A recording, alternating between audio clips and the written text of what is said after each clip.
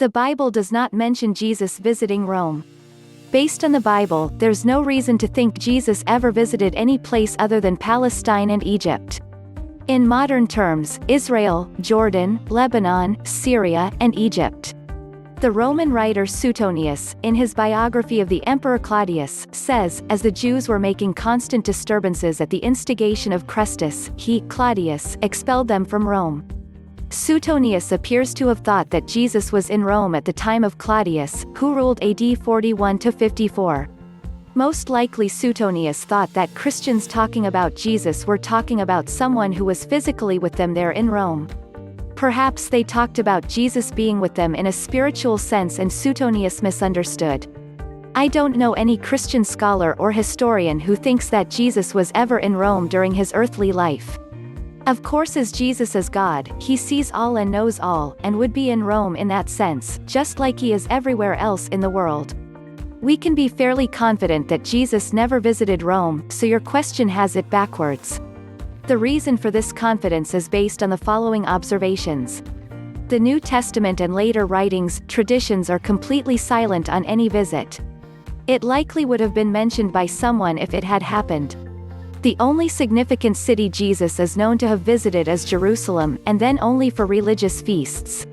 If the Gospels are to be trusted on this issue, Jesus' ministry was pursued in small towns and rural areas. The only major city in Galilee, Sepphoris, was a mere 5 miles from Jesus' hometown but is never mentioned in early Christian sources. This suggests that Jesus avoided cities except when absolutely necessary. A journey from Galilee to Rome would have been expensive, long, and dangerous.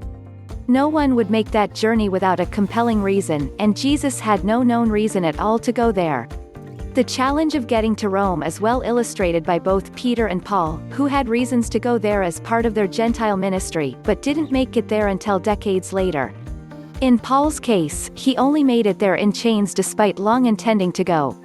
Many think Jesus traveled across Eurasia in his 20s where he learned ideas from Zoroastrianism, Buddhism, Brahmanism, Mo-Tse in particular, and Confucianism, the Golden Rule. He may have been banished for something serious, according to Thomas, and became a driver in caravans upon the Silk Road.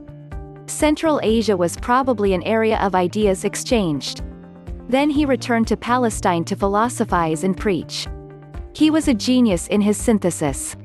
At around 70 CE, his brother James proclaimed Jesus the Son after the Jews lost their revolt against Rome. Jesus had indeed proclaimed this, but his being the Son was due to a metaphor within the messianic logic of Jews under Rome's dominance. He wanted to divert hopeless revolt into religion, averting their crisis. His deification was due to Paul, who probably had a guilty conscience, and James for his posthumous rehabilitation of his brother.